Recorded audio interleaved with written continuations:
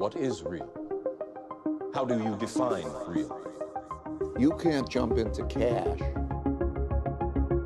Cash is trash. What do? You get out. Daniel Prince, author of Choose Life, The Tools, Tricks, and Hacks of Long-Term Family Travelers, World Schoolers, and Digital Nomads, featured in Forbes magazine, the host of Once BITten podcast, an excellent Bitcoin podcast, and definitely check out the Prince's Off the Grid blog, princesoffthegrid.weebly.com. Welcome to the Bitcoin Matrix podcast, Daniel. How are you? Great to be here. Thank you for the great introduction. Awesome. It's really great to be here, to be chatting with you. I really want to get into this book that you wrote. It's really had an impact on me. I love it. I marked it up. I'd love to hear just more about the backstory and some of the decisions and things you went through to get to where you are now. You ended up, I think, in Singapore at a very young age, working and starting your career. But then, obviously, we get to the point where you really choose life, and you kind of move on from that lifestyle. And I'd love to hear more about it.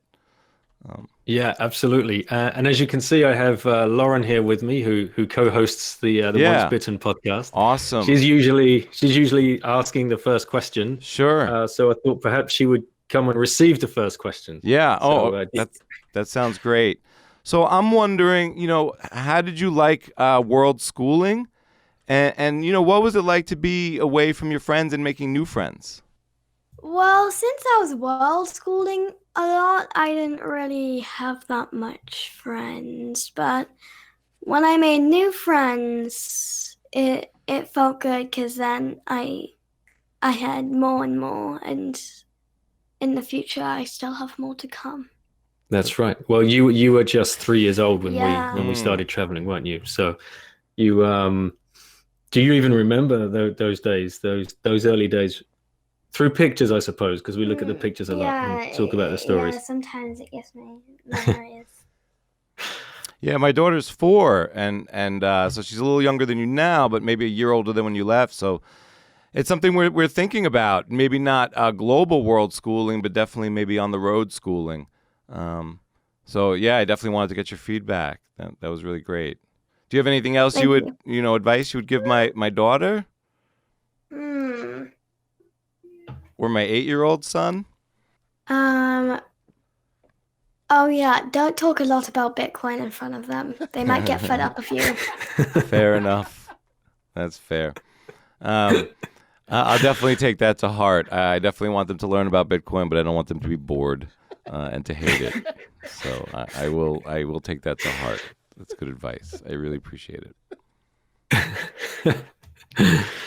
Okay, well, thank you for taking the first question. Do you want to say goodnight? Yeah, and bye. It was so nice to meet you. It was really nice to meet you too. Take care. Have a good podcast. Thank you so much. That was awesome, Daniel. I appreciate that. I got the Once BITten treatment. I liked it. Yes. How are you? I'm good. I'm really, really good. Thank you so much for inviting me on. It's I was listening to some of your shows earlier. Looks like you've gone straight ahead and dived straight into this. Yeah, this is amazing. We're definitely, I'm definitely going full speed ahead and really trying to put everything into it. I've been inspired by you.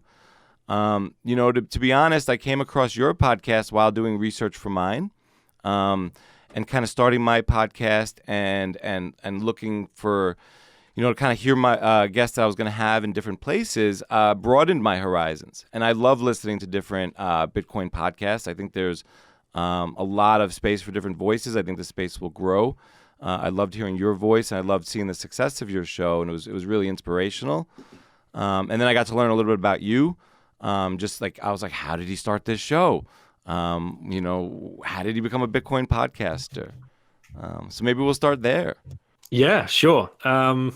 And then, if you want to dive into that, or do you want to dive into your original question, which was about the book? How do you want to steer it? Well, let's get into the book first, because that's definitely the reason the primary reason I had you on the show. Right. Sure.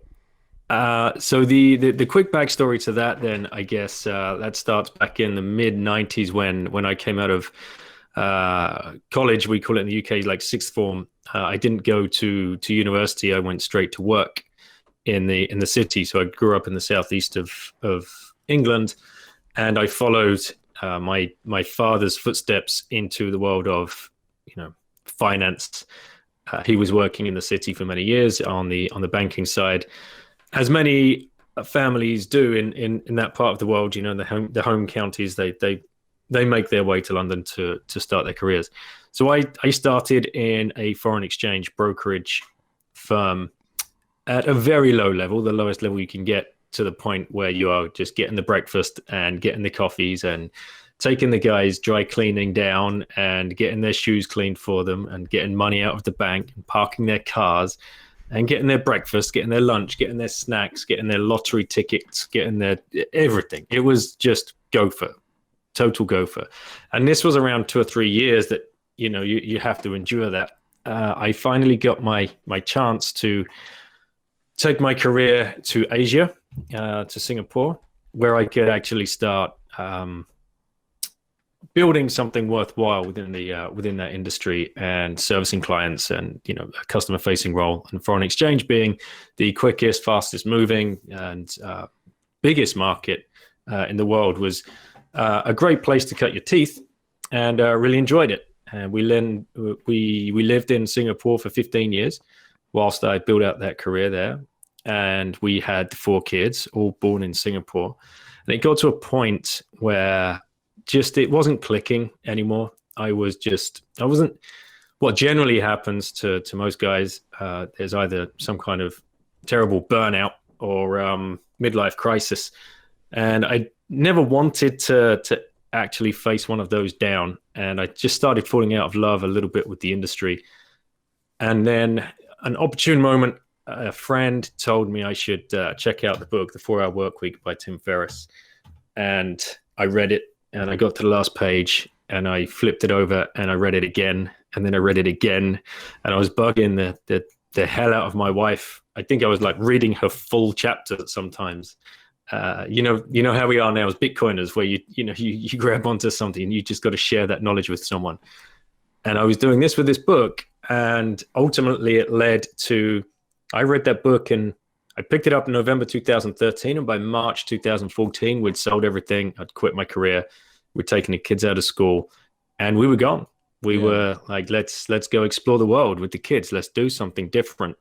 There were some other influences in that time when we were doing all of this real deep research into what does this really mean? What are the implications? Can we even do this? Are there other people doing it?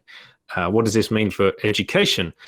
And that's when we found the Sir Ken Robinson TED Talk, "Do Schools Kill Creativity?" And that gets you thinking.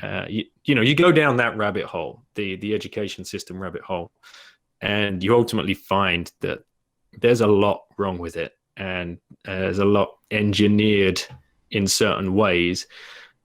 And ultimately came to the decision, well, if we're going to do something different, let's go travel, and let's see how long we can make it last, and give the kids an experiential learning experience rather than, sit down in rows of tables and just be force-fed information. Right. And we did find a lot of families that had done it. And this is back in 2014. You could find blogs of families that had done this in many different ways. And so you just reach out and you find people get straight back to you with tips and tricks. And this is how we did it. And this is why we did it. And you find yourself immediately aligned with people who you've never met before in many different ways. And you just learn from them. And then you just go out and, you follow the path that they've slightly beaten for you, and you make your own way. And like anything, once you've finally decided to do something, once you actually start doing it, you're like, wow, right. All those fears, all those worries, that very few of them are ever realized. Yeah. But I wonder, I really want to go back to Singapore, though. Because it seems like you kind of already went through an experience like that. I've transferred a lot with work, like from New York to San Francisco. I never had the intention of staying maybe forever in San Francisco. And here, you went to Singapore at a really young age, and settled there, which is, I think, a very almost world schooling or not nomad experience, but an expat experience. And how much did that maybe, drive your thinking or you were already, and I'm wondering how that affected your family already, like the extended family, the grandparents and the cousins being so far away from maybe the UK. Yeah, that's an interesting question because, yeah, I was young. We were both young. I was still 22. My wife, I think, had just turned 23. I was about to turn 23 when we turned up there in Singapore. And we weren't married at that point. So yeah, that was a huge. We turned up with a suitcase each. Right. That was it. Because at that point, I was still living with my parents, and she was still living with her parents. We'd never lived together. And then all of a sudden, we're on a plane halfway across the world, and you have this 2-bedroom apartment in a condominium, and you're like, whoa, this is amazing, and you have an actual shot at building a career. Whereas in London, people there are just very, very protective. You've got no chance of really progressing as quickly as you would like. But what it did do immediately is open all of your senses, to be perfectly honest. We'd moved from a town that we'd both grown up in to across the other side of the world, and you're meeting new people every single day from different countries, a myriad of different countries, and your mind just expands. It's just you get this like almost immediate worldview, and it was unbelievable experience. The very, very first 2 or 3 months is just like you're on this roller coaster. So that would have definitely started shaping our worldview, and much more open to everything, languages, cultures, differences that you'd grown up, these narratives that you get fed as you're growing up as kids. That all started to melt away, which was, very formative. Do you think like being in Singapore made getting through the grind like more fun or more enriching, or maybe helped you stay in that seat longer because you weren't just at home? You kind of were exploring just by being in Singapore. Yeah. And I was lucky enough to work with a bunch of guys that I just really loved working with. We used to love going into work. For 6 years, us as a team, we worked really, really well together, and we had fun in the office, and it worked. We were managing to make money and to save, and it was brilliant. I really, really enjoyed it, and that, I always look back fondly on those days. Right, and now you're still, I guess, you're not in the UK anymore. Or you're not, you chose to maybe spend some more time, but more stabilized somewhere else. Something else that really came through to me in the book was just that you had to place a lot of trust and faith in humanity, and you had to kind of develop and grow that trust and faith. And there's a lot of experiences that you talk about in the book. And I'm wondering how much of that was developed by, this experience of living in Singapore and having to trust this new system, a new country. I know it's a melting pot. You're meeting all these great people, but you're deciding to have raise your family there, use the school system there, or homeschool there. I'm not sure the specifics there. You're gonna have your kids born there. Everyone has to visit to see you, and then so I'm wondering, as you move into Bitcoin, we talk a lot about don't trust, verify, and so it's like a yin and a yang, because in the meat space, you really have to trust people. I guess you're gonna go into a hospital, you got to work with a doctor.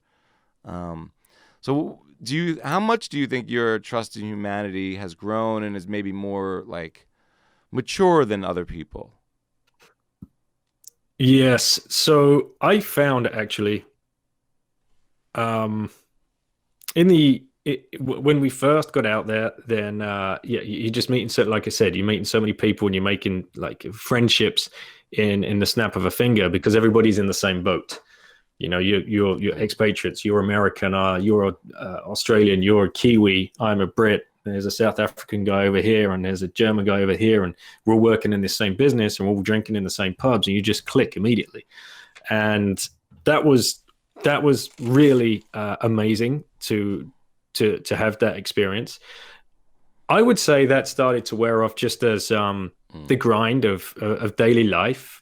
You know, once you've been in the same place for 15 years, you know how it just becomes routine, right? And you've probably got a solid network by then, and you start hanging out with the same people. And I would say the biggest, when we left, I'd got to the point where I was pretty unsociable because I was doing what I needed to do during the day and getting home to the wife and the kids of the evening.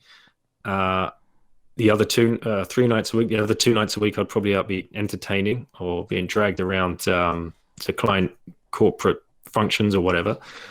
Right. So that kind of just drags you down when you're just on that grind. You're on the proverbial hamster wheel, and you get over that, and you start closing down to meeting more people and getting into kind of non-versations, as I like to call them. You know, my wife sometimes would come back. My wife would go, "Oh, I met a lady in the playground, and she's got a couple of kids." And I'm like, "Please, no more. Like, I can't meet any more just random people, because it's just that there's always so much going on. I'm just exhausted come the weekends."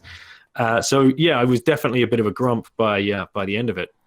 And that U-turned within 1 or 2 months after we left, and we started traveling. And I guess you find yourself again. And my wife was shocked. She's like, "What the? You talk to people now? Like you actively look out draw people out and have conversations with them?" And it was pretty. It was an eye-opening experience. But what really changed it is when we started the home swapping, when we got into the sharing economy.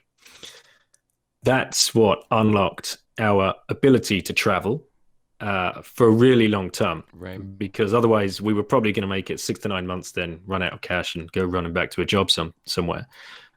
We had a property in Thailand, which we'd invested in 15 years ago when we were living in Singapore, because obviously the currency at that point was very favorable and you could buy a property. So that's where we listed that home on a swapping site rather than a renting site.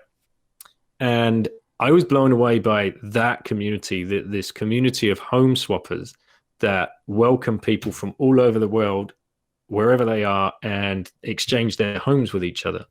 And that was like, I had no idea this kind of level of trust existed between human beings. Right. And is a very niche group, because many people listening are probably thinking, "I'd never let anyone random just come and stay in my house." That I want to get to that in a second, but you brought up you finding yourself when you leave the job, or the golden handcuffs. And I know what you mean. When I was 25, I left my Big Four accounting job, and I went on a 3-month backpacking trip through the South Pacific. And you bring up like identity, and a lot of times you find identity through your work. And it was weird. People would say, "What do you do?" Or tell us about yourself. And I was in between. I just left my career, and I was 3 months away from film school, and it was a weird moment in identity. And how do you identify yourself other than just your name and what you like? What was that experience like for you to kind of almost grow a new shell, or whatever it is, take off the mask, and find yourself? Difficult. Yeah. Really, really difficult. You don't realize how much of that identity hangs around your neck, or as I say in the book, I think there's a quote in the book about wearing a mask. That was, maybe the first 2 or 3 weeks, it just feels like you're on holiday. But after that, your monkey mind starts kicking in.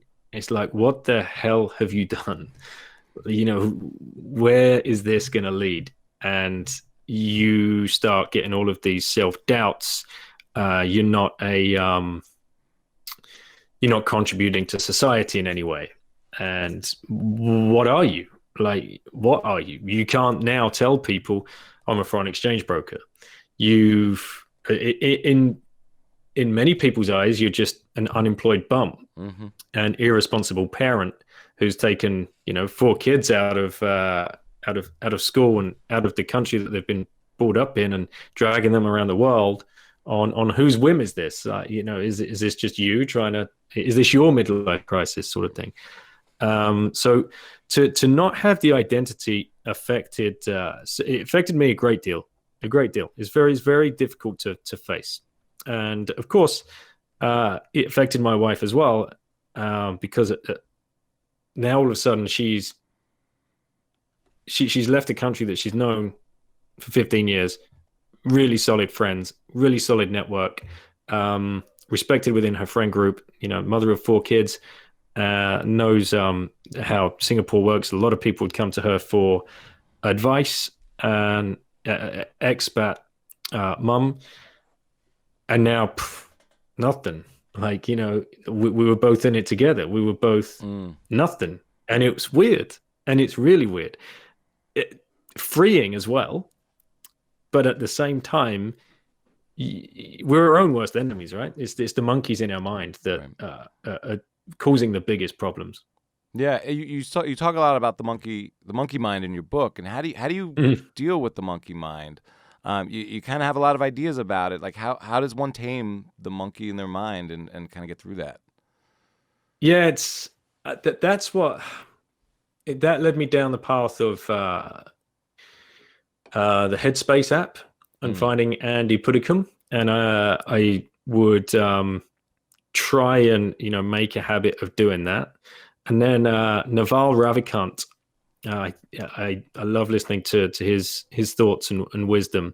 Yeah. And I think he said in an interview on a podcast, I can't remember exactly which one, but something along the lines of, once you realize that it's just a monkey running around in your head, going crazy and like throwing feces up the wall, and if you can just for no reason, if you can sit still and kind of picture that monkey and just watch it go crazy until it just sits down again and moves on. It was just like a glib comment that just really kind of struck home with me. It's like, shit, yeah. And if that's happening in his head, that's happening in everybody's head. Right. And it's just, we're so conditioned to like run at 1,000 miles an hour. To think about this, like, why is it so hard to convince someone that they just need to sit down and do nothing for 10 minutes? I mean, it is. I think a lot of it's the externalities in our world. Another way a sage told me to look at like kind of the monkey mind is like, just imagine your thoughts going by like on a boat in a river, and they're just your thoughts, and you can watch them go by. You don't have to give them any power. You don't have to give them any attention, but you could pick them up maybe off the boat and look at them and maybe put them back or whatever. But just know that they're thoughts, and you don't have to give power to that narrative. One thing I'm kind of thinking is that, I think about your experiences as very low time preference. I think a lot of people might think it was, like you were saying at first glance, like high time preference. Like, oh, he's out on a midlife crisis. He's on a holiday. He's living it up now. But, you're giving your family a lot of togetherness time. And you're all present, and I think there's a lot to be gained from that. So, my kind of question with that is like, would you recommend, like, you had good investments or assets to kind of build on, maybe to trade when you entered this kind of like period of your life? Like, what about someone maybe selling their Bitcoin savings to finance this kind of experience or start it up? Would that make sense to you? Or is it like, do whatever you can to hold your Bitcoin and never, find another way to save fiat or anything else? Do you have any thoughts on that now that we're in a Bitcoin world? Yeah. Ooh. Those sats, man. Parting with those sats, right? That's the thing. It's so different for everybody, and everybody's in a completely different situation, and life ebbs and flows completely differently. It's hard to say one one thing for anyone. But at the end, if Bitcoin teaches us anything, it's to be more self-sovereign with their own decisions and their own thoughts. And if I think about looking back when we were making this decision, Bitcoin hadn't found me at that point. We were putting a lot of thought into it, a lot of sleepless nights. It's tough. Should someone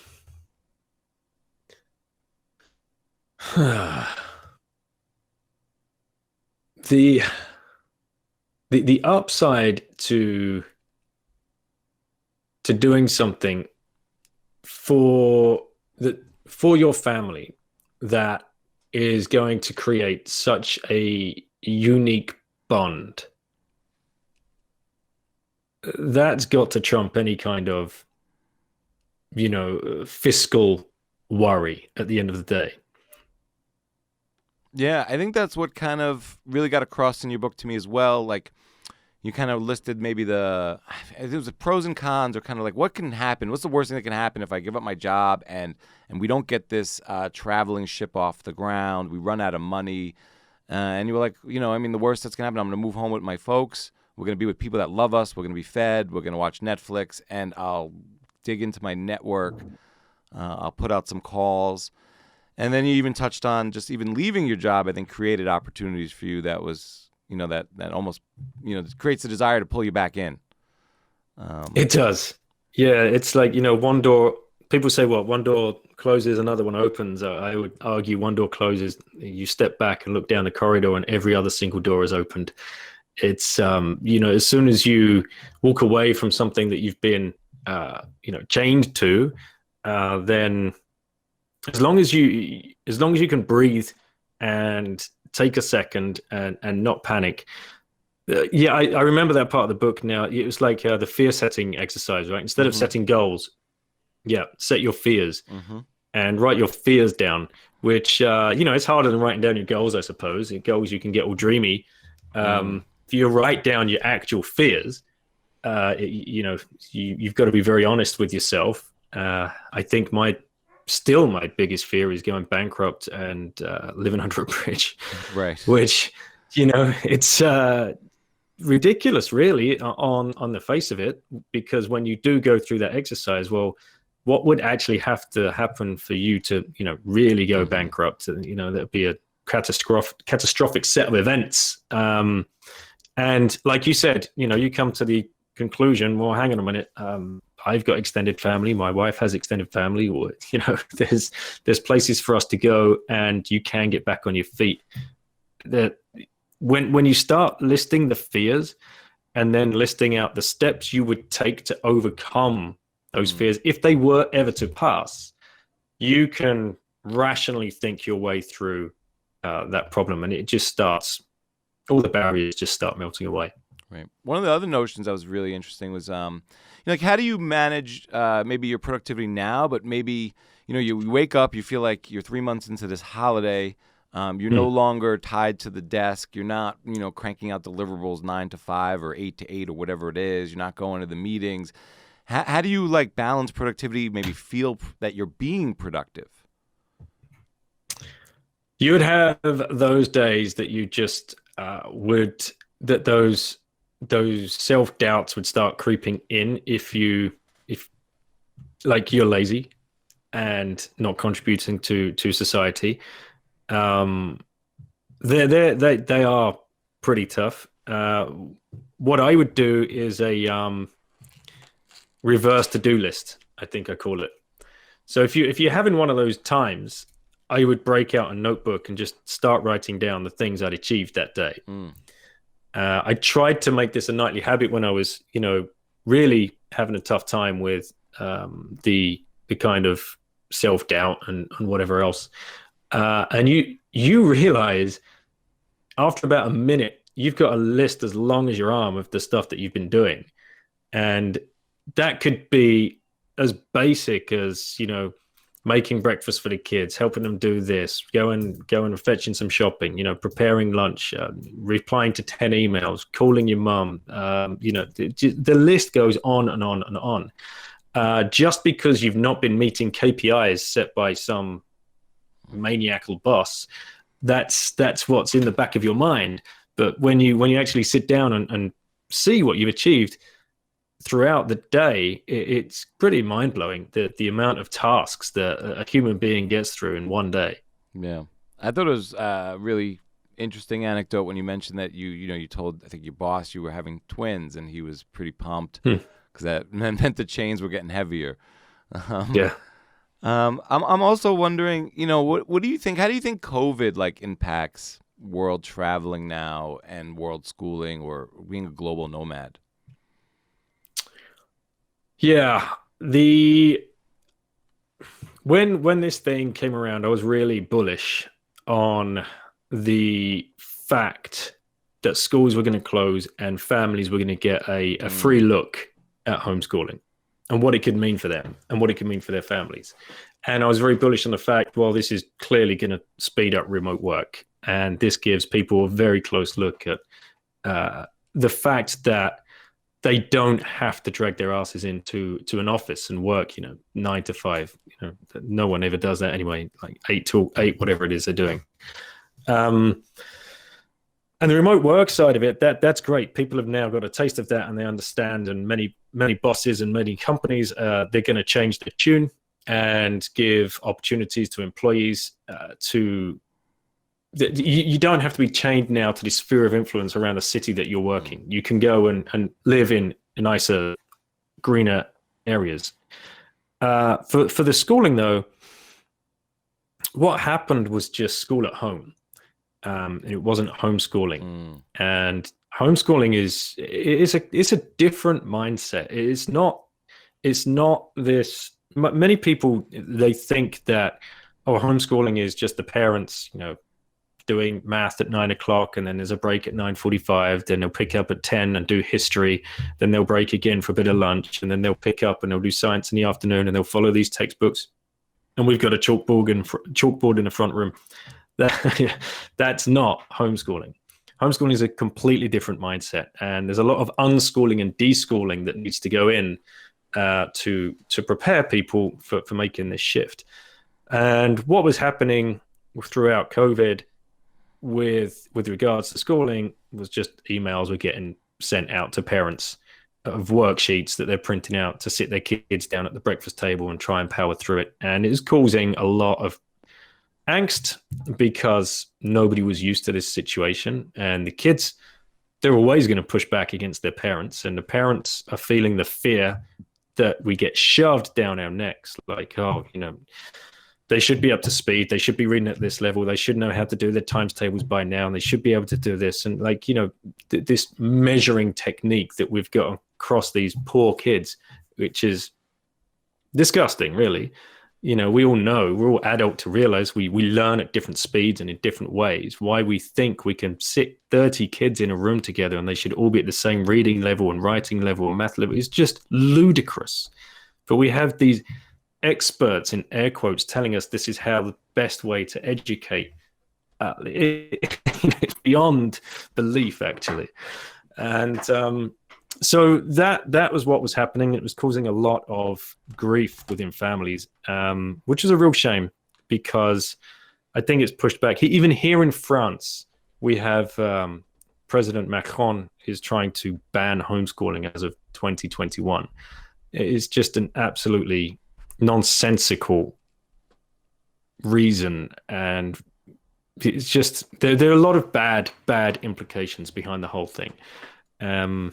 So I hope for anybody listening that when they did have their families at home and their kids at home, and they were doing some kind of reading, writing, and were seeing a difference in their child's personality or a difference in their child's natural bent, what was really interesting them. If that these flames, they get snuffed out in the education system. If school is almost 100% strike rate, it gets 100% strike rate almost of killing the love of learning. I think we all leave school just like, get me to work. I'm done now. I don't ever want to look at another textbook, and which is a real shame. And then when we all fall down the rabbit hole of Bitcoin, for example, stop us. Try stopping us. I want to learn everything and anything as much as possible about this whole thing. But you sit someone down in a classroom to do it and force them to do it. It doesn't work. I've ranted there, so I can't remember your original question. No, that was great. I'm wondering, what advice do you have for someone who wants to unschool their kids or deschool their kids, and they're starting right now? Maybe in a week, or this is on the top of their mind. What do they do? You got to deschool yourself first. Okay, it's got to start with you. What is that? Has to start with you. You got to deschool, man. You've got to deschool. Like we've all been there. We've been like, we have so much emotional baggage from that system, however many years we spent in it, that it brings up some real bad memories for many people. And just the sight of a textbook for some people is enough to put people on edge. How many people actually enjoy going back to visit their school that they grew up and went to? Like, very few. How many people enjoyed bumping into their childhood teachers if they were ever to? Like, it's even seeing old pictures of you in the school uniform, and there's so much baggage. So if you're not in the right mindset, you could never expect the kid to be in the right mindset. So deschooling or unschooling as a parent, and understanding that your child is not going to learn the same way that you learn. They're not going to be as proficient in some areas of their learning as you were. Some kids, I've had so many experiences with different families talking about this. Some kids, they're like, they don't want to read until like they're 11 years old, and then they'll pick up a couple of books and they're done. It's like completed a book 2 to 3 weeks. Some kids hate doing math until they need it for whatever reason to get. They might be playing a computer game or something. It's like, right, shit, I better hurry up and learn how to do this. Many kids learn to write and spell in very, very different ways. And it's, as a parent, it's trying to let that learning take shape and get in the way when you can and when you need to aid the learning, but keep out of the way whilst everything is just trying to come together and click for the kid. And it's so difficult. And we still have many situations, weekly situations, where my wife and I will just start getting a bit of panic and anxiety. It's like, oh crap, we need to be pushing the kids more in this area. Their spelling needs to get better, or their reading needs to get better, or we should be doing more mathematics with them. Right, let's try and make sure we're doing math with them every day. And we'll have like 3 or 4 weeks of that, and then perhaps that will ease up again. And it's difficult. So if anyone is thinking about it, certainly take a very, very deep thought into this process. There's lots of resources online. There's lots of books now as well that you can dig into, and loads of blogs, family blogs, and lots of people. The whole community is very open to reaching out and discussing these topics. Right. When did you come to the Bitcoin rabbit hole? Right. So 2000. Well, the first time I ever heard about it was very, very early, because I was in foreign exchange. So now all of a sudden there's this new geek money that everybody's kind of like talking about. Like, who the hell do these guys think they are? What do you mean they're going to invent a new currency? That is ridiculous. Right. So that would have been first touch point. Second touch point or third touch point would have been the news of Mt. Gox going under, and you're just like, you morons. Like, so this is now dead, right? We can put a pin in this. Like, right. This is completely gone. because this was never going to work in the first place. And I didn't even understand at that point, really. Didn't know reading or research into it. Didn't understand that Mt. Gox was just an exchange. I thought it was probably the company behind Bitcoin that launched Bitcoin. I hadn't even realized it was a pseudonymous founder, and it had just been poo-pooed by myself for many years.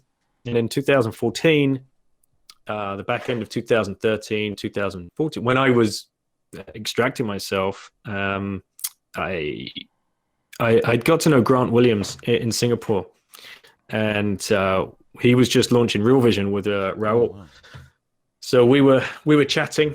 We would always chat over dinner, like since 2008. Like, this is just crazy. Like, these markets are just nuts. Where is this going? This doesn't make any sense. Anything.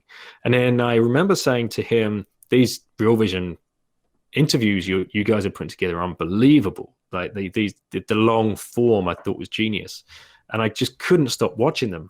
And at that point, they were only releasing like 1 or 2 a week, and I'd lap them up as soon as they dropped. It was like, bam, I've got to see this one. I've got to see this one. And then I asked him, "Are you purposely finding bearish people?" He's like, "No, it's just, this is crazy. Whoever we speak to is thinking the same way as us, and this doesn't make any sense. But yet the stock markets are still going through the roof." And then I asked him about Bitcoin. What about this Bitcoin thing? Are you ever going to run any pieces on that? Because it just seems like a whole ridiculous, like, weird, God knows what. I mean, honestly, what is it? And he said, "Keep an eye out. We're dropping a few videos in a few weeks." And sure enough, on came an interview with Wences Cesares. Then there was Tur de Meester. Then there was Trace Mayer. I was like, Jesus, these aren't idiots. These are highly intuitive, intelligent, really well discussed arguments for this technology. And that's when I just started, where else can I learn about it? And I probably started finding Andreas and reading more about Tur, finding other interviews on YouTube, and started following it from then on, and didn't actually buy straight away. That took probably about another 9 months to be fully committed to thinking, I think Satoshi's words, perhaps we'd be able to get some in case this thing takes off. Right. This is like what, 2014, 2015? Back end of 2015. Yeah. Do you remember, like, at all, like, maybe what was clicking about it for you at the time? Obviously, your thoughts have probably grown a lot, but was it the tech? Was it payments? Was it sovereignty? Was it this thing could grow in value? Like, what was? Yeah. It was that. It was an investment. It was an investment, right? Yeah. It's like, this thing could grow. This thing could really, like, I was looking at it like I would look at a stock investment. Okay. And yeah. Because that didn't hit me at first. I just thought it was like a cool way to transact. I never really thought about acquiring it for future value. And then, because you're in the markets, I don't know exactly what your role is, but, like, are you looking at all things like even gold at this point? Are you looking at metals? Is that an interest of you at this point? Yes. So at that point, I was looking at, I was following the sage advice of, diversification. So would, and of course, you get circled by so many, I'll use air quotes, financial advisors in these expat heavy countries. They're like sharks, which is a real shame. And you get caught out. And what's disgusting is you get caught out by these legacy financial firms all the time. And the big names, right? Zurich, Friends, Provident, Aberdeen, God, you name them. And they prey on 20 to 30-year-old guys that have got a bit of expendable cash. And you kind of shame you into not understanding fully what you're investing in, but you really should be doing this. So I got caught up in a few of those, which, God damn, they're just so damn annoying when you look at what Bitcoin is now, like total sovereignty over your money. So yeah, you would diversify into, you'd have one set up in dollars, you'd have one set up in sterling, you'd have one set up in gold, buying gold miners, and then you'd have one set up in a precious metals basket. And then that's all wrapped up in an umbrella. And so like you invest through this firm, and then they kick that onto another firm. And the whole way down, all they're doing is creaming commission. They're rent seeking fees and admin fees and all of this kind of stuff. So that was a real eye opener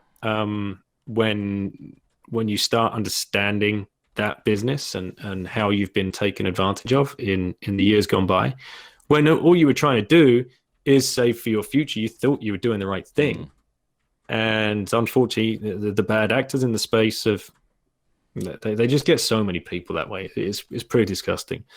But I would be actively looking at stocks to try and preserve wealth, save and try and outpace inflation. That was the main goal.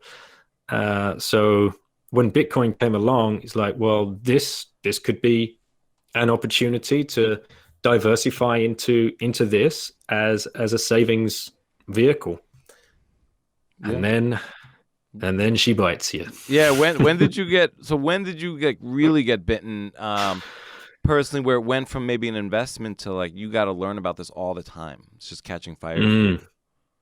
Yeah. Number go up will do that to you. Right. And, living through number go down does that to you even more, actually. When you sit through the crazy runs, the crazy bull run, when you sat through 2017 and you're just sitting there,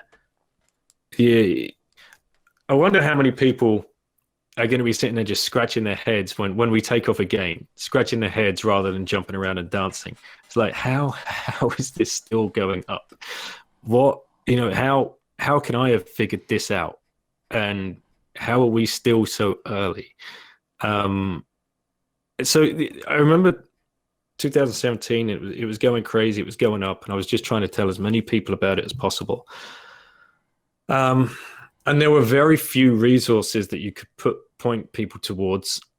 There wasn't the plethora of podcasts, and a lot of the books hadn't yet hit the shelves, and there were a few articles and whatever else. And Andreas was still obviously doing his piece. So that was where I would point many people towards. They didn't want to know. They really didn't want to know. And I was like, what?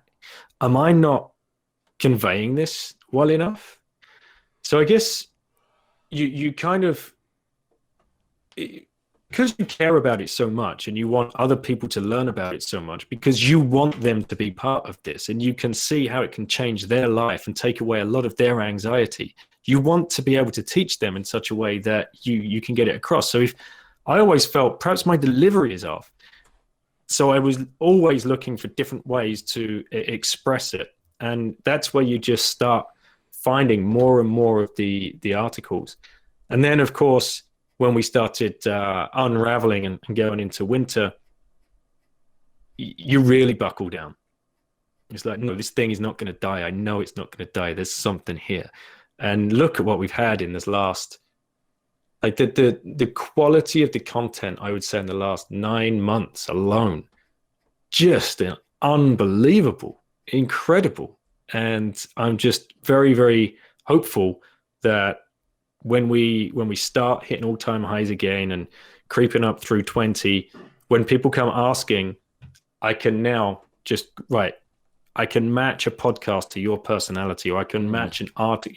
I know you don't like podcasts. I know you like reading. I can send you an article that I know you're going to read within the first paragraph is going to get you. Or I can send you a YouTube clip, or I can send you a meme. Some of these memes are unbelievable, and that takes no effort, right? That's a nanosecond for someone to see it and get it. And a lot of this stuff just wasn't around. And again, I've gone ranting on some tangents there. What do you think you've learned by doing the pod? In terms of, Bitcoin has so many different angles. It could be sovereignty. It could be an investment. It's a store of value. What is maybe something that's like a new area of interest that maybe came up by doing the pod, or, in this intense, I would say, learning experience of doing the pod? Yeah, that has. So why? I guess if we wind back, like why did I start the pod? And that was another, like the procrastination around that. I'm sure you felt the same. Right? It's like, should I? Shouldn't I? Should I? Shouldn't I? And why? Who's ever going to come on and talk to me? And what? Why would anyone want to listen to what I have to say? And it's like the same thing with a book. The amount of procrastination about the book was just, the thing was almost finished. It almost never printed it because of the self-doubt and whatever else. So with the podcast, it's like, well, what is the downside? There literally is none. It's all upside. Even if it fails and I only do 3 or 4 shows, imagine I get to speak to 3 or 4 of these guys that I'd really love to speak to, and that would be incredible in itself. And as you'll surely back me up on, when you learn so much from people when you speak to them, and my education has just gone through the roof.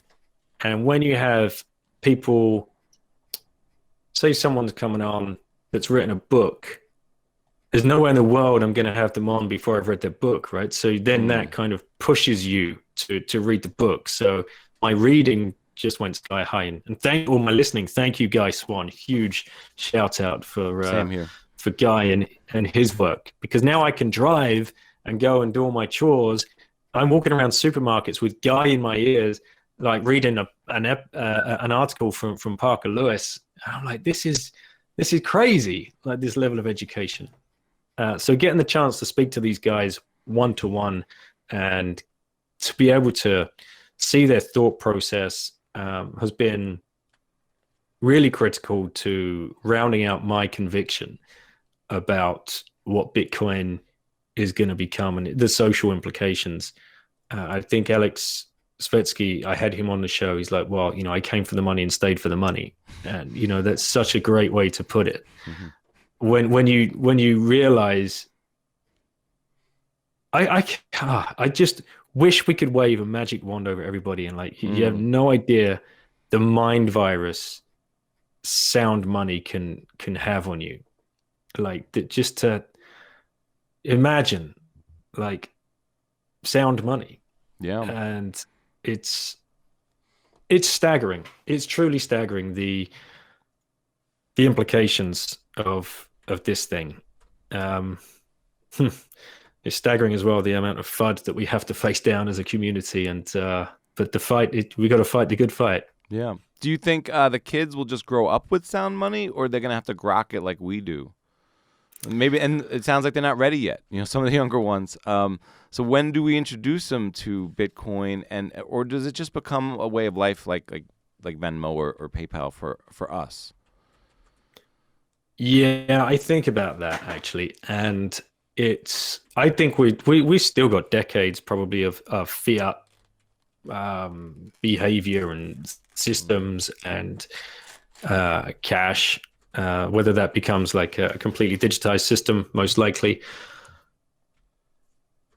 I hope for them, just hearing it spoken about every single day is going to be enough to set them so far ahead of the curve when this thing becomes more widely adopted, and when they move into young adulthood. This is not going to be something that is just going to come up and smack them straight in the face and what the hell is this? They'll be able to know that this thing's been around for a while. And as much as my dad used to piss me off and talking about it all the time, we've got some kind of grounded knowledge in it. They would know Lauren has spoken to almost all of the guests that have been on the show. So, and now Caitlin, her older sister has started showing interest. She wants to come in and start off the show, and much to Lauren's annoyance, because she feels as though she's being edged out by her older sister. But just these touch points that I think is going to set them up for the future would be really, really cool. I don't think we need to push much harder than that right now. Just keep it, because like anything, you push anything too hard, people are going to push back or get bored and push away. So they know I disappear a couple of hours a day probably to go and do a podcast or read a book or catch up with someone to do a Bitcoin talk or brainstorm. So that, I think that's good enough for now. Yeah. Although I did just offer my middle daughter, I did just offer her, I threw the little Bitcoin book in her lap. She's downstairs doing the usual thing, flicking through, I don't know, Snapchat or something. So the little Bitcoin book, it lands in her lap, and she's like, what the hell? Right. Yeah. You want to earn $5? Read that book. Yeah, I like reading Bitcoin Rabbi, aka Michael Karras, the Bitville, A Tale of Good Money, to my kids. I really like what you said about fiat behavior. I think that's a really interesting way of kind of putting it. And, it's there's a lot of levity to you mentioning that it's going to be around for a bit. We're not going to punch through that quickly. This has been really awesome. I really, recommend people check out or continue to listen to Once Bitten. I'm sure everyone here has heard it before. It's a fantastic pod. You've been dropping some bombs like the one with Jeff Booth and Michael Saylor. I'm just listening to it over and over. That one's really great. I love the rapport between the three of you, and I really like hearing Jeff Booth refilter a lot of Michael's ideas and just kind of off-the-cuff commentary, and then how you kind of really steer the conversation along in a very meaningful way, and it's a great chat, as all of them are. So I really appreciate the work you're putting out. I'll leave it to you. Any parting words, or definitely let people know where they can find you.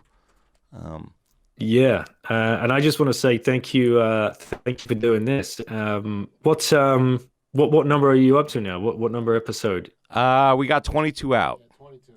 So next one will be 23 tomorrow. Yeah. That's awesome. And what's the where do you see you taking this? Is this because I got to say, you guys are doing a great job. You come straight out the blocks. You got some amazing guests on. Yeah, it's really great work. I appreciate that. I'm gonna take it as far as we can go. It's been so much fun. Like you said, I've been having these conversations in my head for a long time, very one-sided. I'm ready for these conversations. I'm enjoying them. There's no downside. I'm just gonna keep going as long as it's fun. Fun for me, fun for the guests, and that's all that matters to me. And, best case scenario for me is I'm leaving a legacy for my kids to just kind of hear what I'm thinking about, my questions, my thoughts, my ideas, and maybe everything doesn't get answered, but they'll get an insight into my line of thinking. I just actually, before we sign off, it's funny. I was just listening to the Jimmy Song episode you did, and I really loved that. And you asked him a question about his kids in the future, and I've thought about this a lot as well. And I just hope that when it comes time for them to enter the workforce and go and make the difference that they want to make, that I hope that they won't be forced into a position where they've just got to go cap in hand and take the first job that they get offered, right? Like many of us have had to in the past, especially like the millennial generation.